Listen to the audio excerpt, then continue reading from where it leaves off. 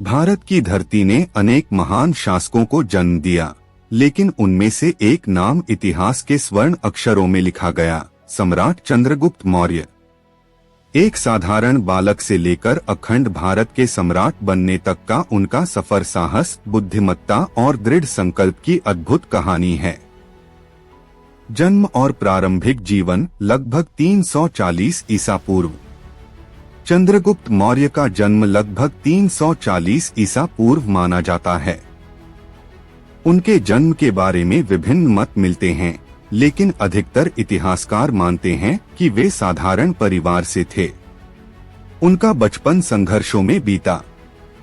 इसी दौरान उनकी मुलाकात हुई महान विद्वान और राजनीतिज्ञ आचार्य चाणक्य कौटिल्य से।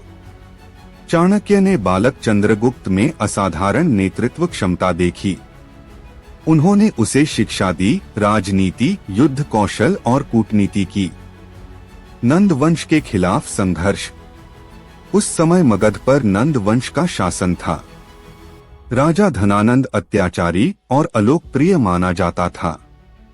चाणक्य ने प्रण लिया कि वह नंद वंश का अंत करेंगे। चंद्रगुप्त को उन्होंने अपना शिष्य बनाया और वर्षों तक उसे तैयार किया। कई असफल प्रयासों के बाद अंततः लगभग 322 ईसा पूर्व चंद्रगुप्त ने धनानंद को पराजित कर मगध पर अधिकार कर लिया। यहीं से शुरू हुआ मौर्य साम्राज्य।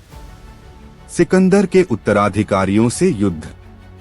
सिकंदर की मृत्यु के बाद उसके सेनापति सेल्यूकस निकेटर ने उत्तर पश्चिम भारत पर अधिकार करने की कोशिश की। लगभग 305 ईसा पूर्व चंद्रगुप्त और सेल्यूकस के बीच युद्ध हुआ। इस युद्ध में चंद्रगुप्त विजयी हुए।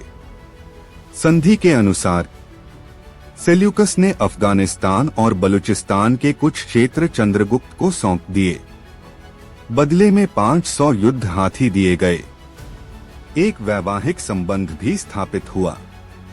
इस विजय ने चंद्रगुप्त को अंतर्राष्ट्रीय स्तर पर शक्तिशाली शासक बना दिया। प्रशासन और शासन व्यवस्था। चंद्रगुप्त ने पाटलिपुत्र, आज का पटना, को राजधानी बनाया। उनके शासन की विशेषताएं: सशक्त सेना, सुव्यवस्थित प्रशासन, जासूसी तंत्र, कर व्यवस्था। चाणक्य द्वारा रचित अर्थशास्त्र में उस समय की शासन प्रणाली का विस्तृत वर्णन मिलता है। उनका साम्राज्य उत्तर में हिमालय से लेकर दक्षिण में कर्नाटक तक फैल गया था। यह उस समय का भारत का सबसे विशाल साम्राज्य था। वैराग्य और जैन धर्म की ओर झुका। जीवन के अंतिम वर्षों में चंद्रगुप्त का मन राजसी जीवन से हटने लगा।